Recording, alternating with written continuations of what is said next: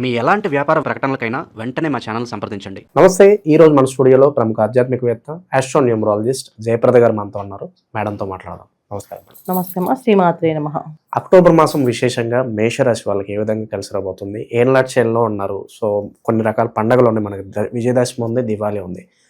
Present వీళ్ళ time ఎలా నడుస్తుంది? ఏ విధంగా ఈ నెల వీళ్ళకి కలిసి రాబోతుంది? మేషరాశి వాళ్ళు ఈ మాసంలో అదృష్టవంతులు అనుకోవచ్చు. ఎందుకంటే వీళ్ళకి అన్ని యోగాలు అదృష్ట యోగాలే ఉన్నాయి. ఎందుకంటే వీళ్ళకి గ్రహణం ఒక ఇంపాక్ట్ లాభస్థానంలో జరిగింది. అందువల్ల ఏంటంటే ఏది ఎలా ఉన్నా ఈ 6 నెలలు వీళ్ళకి ఏదో ఒక రకంగా లాభం జరుగుతుంది.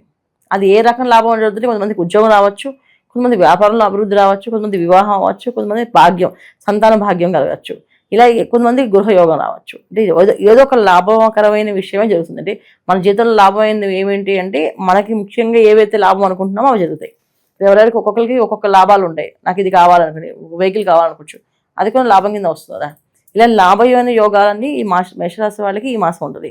ఇక ఏళ్ళనాటి శని ప్రభావం అంటారా, వీళ్ళకి ఏళ్ళనాటి శని ప్రభావం ప్రస్తుతానికి లేదు. ఎందుకంటే శని భగవాన్ వక్రించి ఉన్నప్పుడు అంటే మామూలుగా మనకు మహర్షులు చెప్పింది ఏంటంటే డిగ్రీస్ ఎప్పుడైతే కౌంట్ అవ్వవో అప్పుడు మనకి ఆ రాశి ఒక ఆ గ్రహం ఒక ఇంపాక్ట్ మన మీద ఉండదు అంటారు. ఇప్పుడు శని భగవాన్ ఏళ్ళనాటి శని ప్రభావం అనేది మేషరాశి వాళ్ళకే కాదు, ఎవరికీ ఉండదు. ఆయన వక్రించి ఉన్నాడు కనుక అటు తిరిగి ఉన్న మనిషి ఇక్కడ ఏం చేస్తామో తెలుస్తున్న వారికి తెలియదు కదా, అలానే ఉంటుంది అనమాట. సో అందువల్ల వీళ్ళకి దాని ఇంపాక్ట్ అయితే ఈ ప్రస్తుతం అయితే ఏమీ లేదు. వీళ్ళకు ఉండే ఇంపాక్ట్ ఏంటంటే గ్రహణం ఒక ఇంపాక్ట్, అది లాభంలో. సో లాభస్థాయంగా లాభదాయకంగా ఉంది, అది ఇంపాక్ట్ ఎక్కువ ఉంది. తర్వాత 6వ స్థానంలో శుక్ర రవిలు. 6వ స్థానంలో రవి ఉండడం వల్ల ఏంటంటే గవర్నమెంట్ సంబంధించిన పనుల్లో వీళ్ళు చాలా ఉత్తమమైన పనులు సాధించుకోగలుగుతారు. అంటే గవర్నమెంట్లో ఎప్పటికీ రాదు అనుకునే పనులు కూడా వీళ్ళు వెళ్ళి సాధించుకుని రాగలుగుతారు. మాట, ఆలోచన విధానం అన్నీ కూడా చాలా క్రమశిక్షణగా పద్ధతిగా మాట్లాడి తెచ్చుకుంటారు. జనరల్గా మేషరాశి వాళ్ళు ఏంటంటే అగ్రెసివ్గా ఉంటారు, మొహం మీద మాట్లాడుతుంటారు, మొహం మీద చెప్పేస్తుంటారు. ఇవి కాస్త వీళ్ళకి తగ్గిపోతాయి ఆటోమేటిక్గా. అక్కడ ఏం కావాలో అదే మాట్లాడుతూ వీళ్ళకి కావాల్సిన పని అయ్యే వరకు సాఫ్ట్గా ఉండి దాన్ని తెచ్చుకోవడంలో వీళ్ళు చాలా ఉత్తమం అని అనుకోవచ్చు. ఎందుకు అంటే వీళ్ళకి 6వ స్థానంలో రవి యోగిస్తున్నాడు కనుక. తర్వాత కుజుడు వీళ్ళకి 7వ స్థానంలో ఉండడం వల్ల కొంచెం అగ్రెసివ్గా ఉన్నప్పటికీ బుధుడు ఉన్నారు కదా, బుధ కుజుడు ఇద్దరు ఉండడం వల్ల కాస్తంత ఆలోచన విధానంలో అగ్రెసివ్గా ఉంటుంది. అలాగే ఎదుటి వాళ్ళని నమ్మే విధంగా అంటే లాజిక్స్ మార్చేసి మాట్లాడతాడు. ఎంత లాజిక్స్ మ్యాచ్ చేస్తుంటే ఆ లాజిక్ మనం కూడా కనెక్ట్ అవుతాం. ఓకే కరెక్టే వీళ్ళు చెప్పింది అని చెప్పేసి. అక్కడ విషయం ఉండదు కానీ లాజిక్ కనెక్ట్ అయిపోయిన వాళ్ళు ఉంటారు. అలా లాజిక్తో వీళ్ళు పనులన్నీ చేసుకొని వచ్చేస్తారు. అందుకని మేషరాశి వాళ్ళకి ఈ మాసంలో ఎలా చూసుకున్నా లాభమే కనిపిస్తుంది, ఎక్కడ నష్టం అనిపించదు. ఉద్యోగమైనా లాభం కనిపిస్తుంది, వ్యాపారమైనా లాభం కనిపిస్తుంది, ప్రొఫెషనల్ రంగంలో కూడా లాభం కనిపిస్తుంది, ఇక సంతాన విషయంలో కూడా వీళ్ళకి లాభం కనిపిస్తుంది. ఎటువంటి ఇబ్బందులు లేవు. ఇది ఏదైనప్పటికీ కదా కాస్తంత అనారోగ్య సమస్య అనేది ఉంటుంది. జాగ్రత్తగా ఉండాలి, సాత్విక ఆహారం తీసుకోవడం. ఈ మాసంలో ఇన్ని గ్రహాలు యోగించినప్పుడు మనం ఈ మాంసాహారానికి దూరంగా ఉంటే ఈ గ్రహాలు ఒక ఇంపాక్ట్ బాగా ఎక్కువగా పనిచేస్తాయి. ఎక్కువగా మనం మాంసాహారానికి దగ్గర ఉన్నాం అనుకోండి, ఈ ఇంపాక్ట్ ఏం పనిచేయవు. ఇది గోచారంలో వచ్చే ఫలితాలు ఇవి. గోచార ఫలితాలు ఎప్పుడు కూడా గ్రహాలు అన్ని 4 గ్రహాలు యోగిస్తున్నాయంటే ఖచ్చితంగా జాతకం చాలా బ్రహ్మాండంగా ఉంటుంది. ఇప్పుడు మేషరాశి వాళ్ళకి జాతకం తెలియని వాళ్ళు ఈ మేషరాశిని ఫాలో అయ్యే వాళ్ళు వీళ్ళకి అన్ని అనుకూలంగా జరుగుతాయి. ఇవాళ ఈ మాసంలో వీళ్ళు ఏ ప్రయత్నం చేసినా వీళ్ళకి అన్ని చక్కగా బాగుంది, హ్యాపీగా ఉంది అనిపిస్తుంది. జాతకం ఉన్న వాళ్ళు పర్సనల్ జాతకంలో దశ అంతదశ ఏమున్నాయి చూసుకుని ముందుకు వెళ్ళాం. కొత్త వ్యాపారాలు, కొత్త ఉద్యోగాలు ఏమైనా ప్రయత్నం ప్రారంభం చేసేటప్పుడు జాతకం చూపించుకోవడం చాలా మంచిది. అలాగే చాలామంది వివాహానికి చూపిస్తారు. వివాహానికి కాదు, సంతానం కలగబోతే కూడా చూపించుకోవాలి. ఎందుకు ఈ జాతకంలో సంతానం కలగట్లేదు మాకు అనేది చూపించుకోవాలి. దానివల్ల కూడా వీళ్ళకి మంచి ఫలితాలు ఉంటాయి. ఇది మేషరాశి వాళ్ళు ఈ మాసంలో చాలా వరకు అన్ని అనుకూలంగా ఉన్నాయి. 6వ స్థానంలో శుక్రుడు కాస్తంత సుఖాన్ని దూరం చేస్తాడు.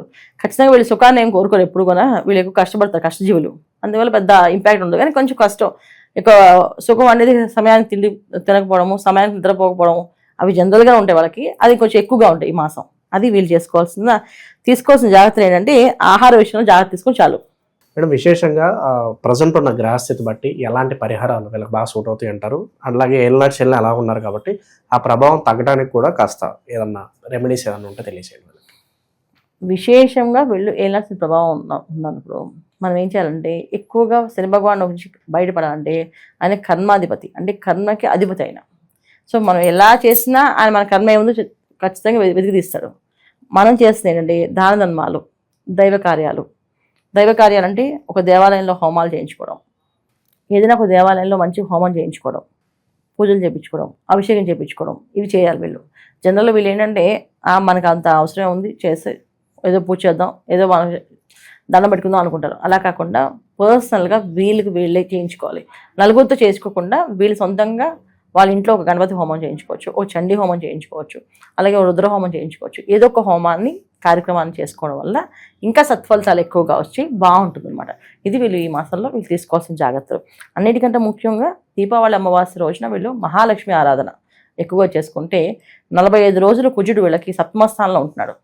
సప్తమ స్థానంలో 45 రోజులు కుజుడు ఉండడం వల్ల కుజుడు ఇప్పుడు వీళ్ళకి మేలు చేయొచ్చు, తర్వాత కుజశుకులు కలుస్తారు. అప్పుడు వైవాహిక జీవితంలో ఇబ్బందులు, మానసిక ప్రశాంతత లోటు రావడం, తర్వాత సత్సంబంధాలు కొంచెం ఇబ్బంది పడడం, దెబ్బతినడం జరుగుతాయి. అందుకని ముందుగా మీరు మహాలక్ష్మి ఆరాధన సాయంకాలం పూట, ప్రాతకాలం అండ్ సాయంకాలం ఈ 2 కాలాల్లో మహాలక్ష్మి పూజ విశేషంగా చేయండి. విశేషంగా పూజ అంటే ఏంటంటే మన ఇంట్లో చక్కగా ఒక పీట వేసి దాని మీద ఒక వస్త్రం, జాకెట్ బట్ట, పసుపు రంగు కానీ తెలుపు రంగు కానీ జాకెట్ బట్ట వేసి 108 కాయిన్స్ తీసుకొని ఒక్కొక్క కాయిన్ శ్రీ మహాలక్ష్మీదేవి నమః అని ఒక కాయిన్ పెడుతూ లక్ష్మీ అష్టోత్తరం కానీ లేకపోతే లక్ష్మీ అష్టకాన్ని కానీ చదవచ్చు. ఈ 2 రాని వాళ్ళు శ్రీ మహాలక్ష్మీదేవి నమః అని 108 సార్లు చదువుతూ 108 సార్లు కాయిన్ పెట్టిన తర్వాత మళ్ళీ 108 సార్లు మళ్ళీ శ్రీ మహాలక్ష్మి నమః అని చదువుకుంటూ పుష్పాలు వేయడం, జాజి పూలు కానీ మారేడు దళాలతో కానీ కలువ పూలతో కానీ పూజ చేసి చాలా విశేషమైన ఫలితము, ధనలాభము, ఆర్థిక పరంగా వీళ్ళకి ఎటువంటి లోటు లేకుండా జరుగుతుంది. సో వ్యక్తిగత జాతకాలు చూపించుకోవడం వల్ల మీకు పర్సనల్గా ఏమేమి చేసుకోవచ్చు, ఏ పరిహారాలు చేసుకోవచ్చు అని చెప్పచ్చు. ఇప్పుడు మేషరాశి వాళ్ళకి బాగుంది గోచార ఫలితాలు, కానీ మేషరాశి పర్సనల్ జాతకం అంటే లగ్నం వేరే ఉంటుంది కదా, రాశిది లగ్నం వేరు. సో లగ్నానికి సంబంధించిన ఏవైనా తెలుసుకోవాలనుకుంటే నన్ను కాంటాక్ట్ చేస్తే మీకు వివరంగా ఈ జాతకంలో చూసి బాగుంది బాగాలేదు, దశ అంతదశ ఎలా ఉన్నాయో చెప్పగలుగుతాం. సో అలా చేయండి, ప్రయత్నం చేస్తే మీకు అన్ని అనుకూలంగా జరుగుతాయి. సో వ్యక్తిగత జాతకాలను ఎందుకు చూపించమని చెప్పామంటే జాతకంలో ఎప్పుడు మనం అనుకుంటే అన్ని బాగుంటాయి, అన్ని బాగున్నప్పుడు ఎందుకు చూపించుకోవాలనుకుంటారు, అన్ని బాగున్నప్పుడు చూపించుకోవాలి. ఎందుకంటే ఎప్పుడైనా ప్రమాదాలు ఉన్నాయా, ముందు ఈ జాతకం కంటిన్యూ ఇలాగే బాగుంటుందా, ఇంకా ఎన్నాళ్ళు బాగుంటుంది, ఒకవేళ ఇబ్బంది వచ్చే అవకాశం ఉందా, అలాంటి మనం తెలుసుకుంటే ఇప్పుడు చాలా మందికి అంటే గురుమాత దశ తెలియకుండానే యోగం బాగుంటుంది, వాళ్ళకి అన్ని అనుకూలం జరుగుతాయి. గురుమాత దశ అయిపోయిన తర్వాత వచ్చే రాహుమాత దశ పడకపోవచ్చు. సో గురుమాత దశలో అంతర్దశ రాహు వచ్చినప్పుడు లేదా రాహుమాత దశ ఎంటర్ అయినప్పుడు వీళ్ళు చాలా కష్టపడతారు. మన దగ్గర బాగానే ఉందండి ఇప్పుడే స్టార్ట్ అయిపోయింది అంటే అప్పుడు మనం మార్చలేము, చాలా కష్టపడాలి. ఎందుకంటే ఆల్మోస్ట్ 18 ఏళ్ళు ఉంటుంది మా రాహుమాత దశ. ఈ 18 yearsని ఎలా వాళ్ళని ఏ విధంగా పరిహారాలు చెప్తాం, ఏ విధంగా చేసుకుని చెప్తాం. అదే గురుమాత దశలో వీళ్ళు అడిగారంటే వచ్చేది రాహుమాత దశ, మీకు ఇలా కష్టం ఉంటుంది, ఇలా ఇబ్బందులు ఉంటాయి, మీరు ముందే సెక్యూర్గా ఉండండి, ముందే ఇవి చేసుకోండి, ముందే ఈ పరిహారాలు చేసుకోండి అంటే ఒక సేఫ్ జోన్లోకి వెళ్ళిపోతారు. అప్పుడు దాని నుంచి వాళ్ళు ప్లాన్ చేసుకొని ఈ 18 ఏళ్ళు ఇలా జరుగుతుంది కనుక కొత్తగా ప్రారంభం చేసేవి ఏవైనా సరే చేయాలా వద్దా ఆలోచించుకుని చేస్తారు. చాలామంది జాతకాల్లో చూపించుకోవడానికి ఫెయిల్ అవ్వడానికి కారణం ఏంటంటే జన్మ జాతకాన్ని చూపించకపోవడము, మొదలు పెట్టాక కష్టం వచ్చాక చూపించడం. ఇది చాలా చాలా పెద్ద తప్పులు అనమాట. ఇవి ముందే చేసుకుంటే అలాంటి ఎటువంటి ఇబ్బంది లేకుండా హ్యాపీగా ఉండొచ్చు. ఇది వీళ్ళు చేసుకోవాల్సిన మెయిన్ మేషరాశి వాళ్ళు తీసుకోవాల్సిన జాగ్రత్తలు, పరిహారాలు ఏంటంటే ఈ మాసం అంతా ఎక్కువగా దైవారాధన ఎక్కువగా చేసుకోవడం చాలా మంచి ఫలితాలు వీళ్ళకి. ఓవరాల్గా ఈ అక్టోబర్ మాసం మేషరాశి వాళ్ళకి ఏ విధంగా ఉంటుందో చాలా బాగా వివరించారు. ధన్యవాదాలు. నమస్తే మా శ్రీమాతే నమః.